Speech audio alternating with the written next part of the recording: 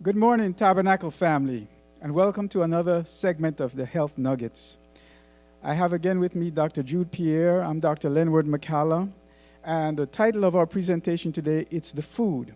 Last week, I did a presentation, and I talked about what the Bible has to say about our food, and what Ellen G. White had to say about our diet, and then what science has to say about our diet. But today we're going to cover some more common diseases. So we'll deal with the benefit of a plant-based diet on our most common diseases. There are a list of them we'll have up. If you look at our presentation, they'll show on the camera, on the screen. And I'm not going to list them all, but we'll just start with COPD. So I'm going to turn to Dr. Pear. Can you tell us a little bit about COPD and the benefits of a plant-based diet? Yes, COPD stands for chronic obstructive pulmonary disease, and it's when a patient has a difficulty breathing. And this disease affects about 15 million Americans and is often caused by tobacco use. But a plant-based diet can be very beneficial as it helps with lowering a person's weight, which lowers the oxygen requirements that their body puts on their lungs, and then it lowers how much work that their lungs have to do. And a plant-based diet can also help to reduce inflammation, help reduce the worsening of the disease. It can also help reduce the nitrates that are found in both tobacco and meats, thanks to the antioxidant properties and the nutrients in a plant-based diet. Now, there's a study that was done on COPD, and what they did was they took 120 people who were meat eaters, and they divided them in half, and 60 of them, they didn't change anything they did. They continued to eat the same diet. And they measured their lung function before they started. And they had 60 of them, they asked them to eat just one serving of plants and vegetables. And the ones who didn't change their diet, slowly over a period of 3 years, their lung function got worse. The ones who ate the plant-based diet over that same period of time improved or remain the same. So there's quite a big benefit if you have issues with your lungs to use a plant-based diet to assist you in feeling better.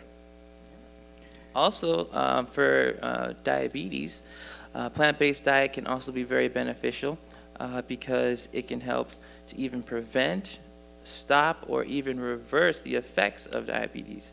A lot of patients that start a plant-based diet can see benefits within 16 days of making the lifestyle change, and also see a reduction in their insulin to 60% or even completely in some cases.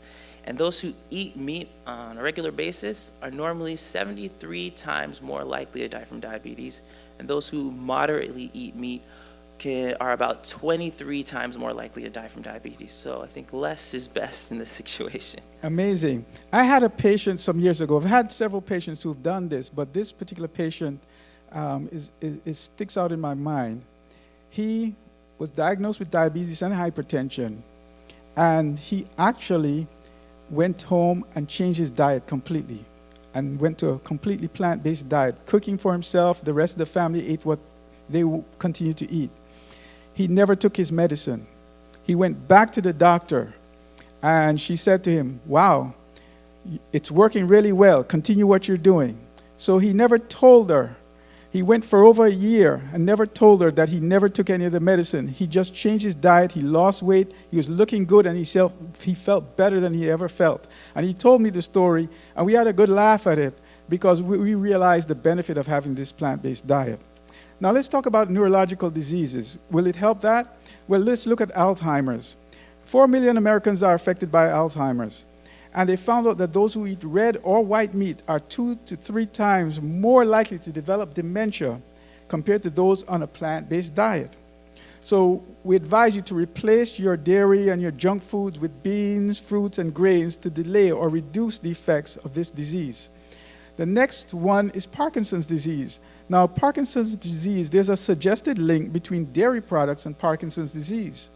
And apparently there's a neurotoxin that's used as a pesticide. And this neurotoxin, the cows will eat, get in their bodies, and we take it in also. And they found that it's the same neurotoxin is found in the brains of Parkinson's patients who have died when they do autopsies on them. And then there's another type of neurotoxin also called, I got to read the name, tetrahydroisoquinoline. And it's found mostly in cheese.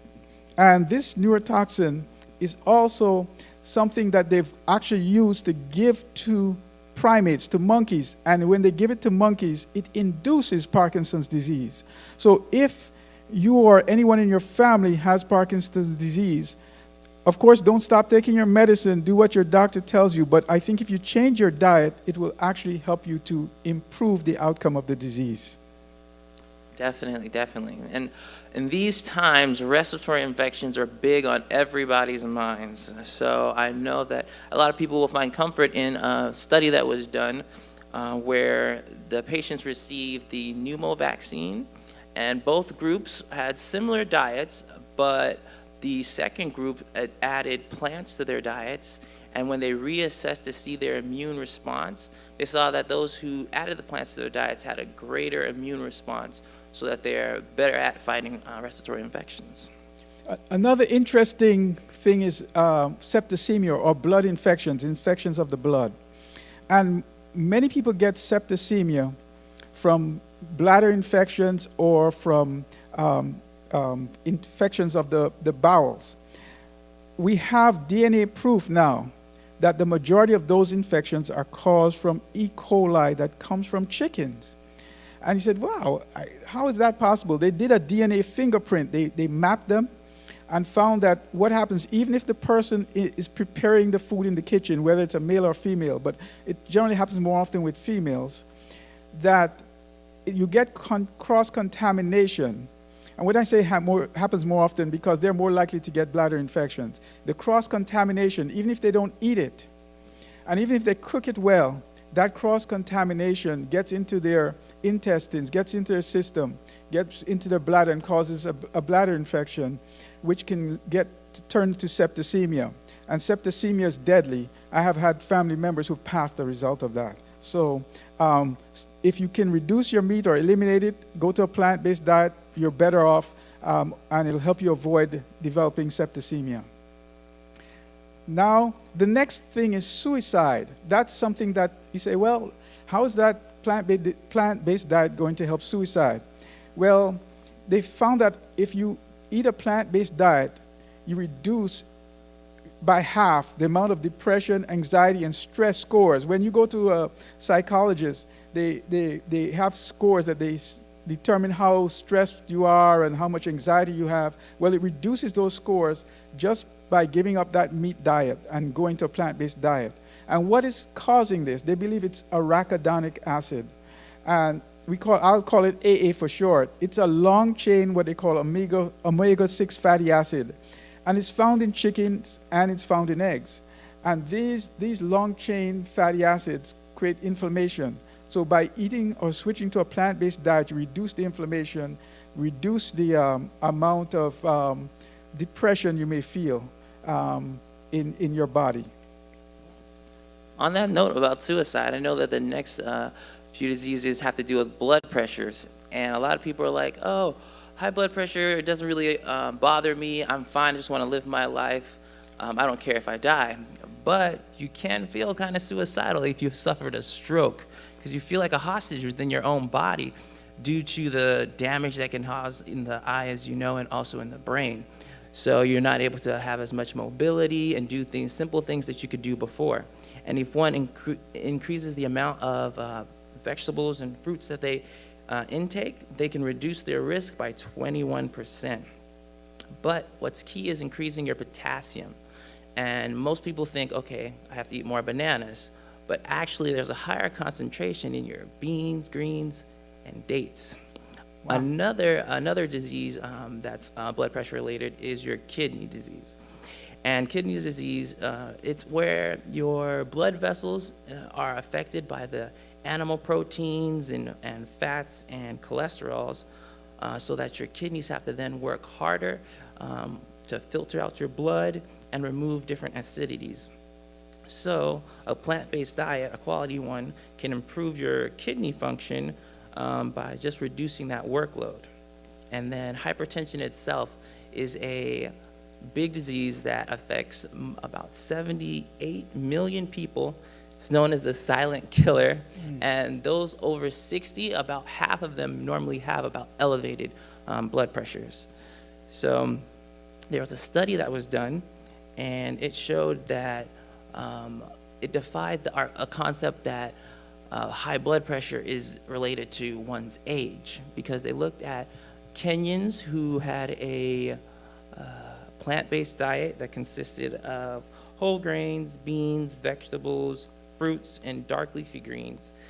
And they actually saw a decrease in their blood pressure as they aged. So their normal blood pressure above the age of 60 was 110/70. And to go further than that, they did a study where they looked at the hospital admissions in a rural Kenyan area. And of the 1,800 patients that were admitted, none of them had any high blood pressure issues. None? Not a single Wow. one. And half of ours have high blood pressure here. Yes. Amazing. So it's crazy to think. Now, they did another large study in California. It's the largest one on people with a plant-based diet, and they came to some statistics. They developed some statistics based on this study.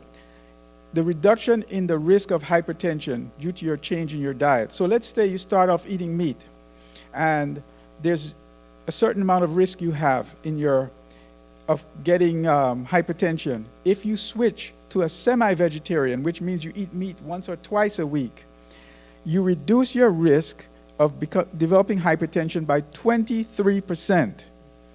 Well, let's take that further. Let's go to a pesco-vegetarian, which is someone who eats fish only, but they continue to eat no meat, but they continue to eat fish, and they reduce their risk of hypertension by 38%. And even going further, those who are lacto-ovo vegetarians. Lacto-ovo means that they eat eggs and cheese, but no meat. And those who eat that reduce their risk by 55%. But we have even better. Those who are vegan, no animal products at all, their risk of having hypertension is reduced by 75%. So that's an amazing thing to see. And so for those of you who are listening, I hope this has motivated you to change your diet and to do better with your health. And on behalf of Dr. Jude, Pear, and myself, thanks for listening.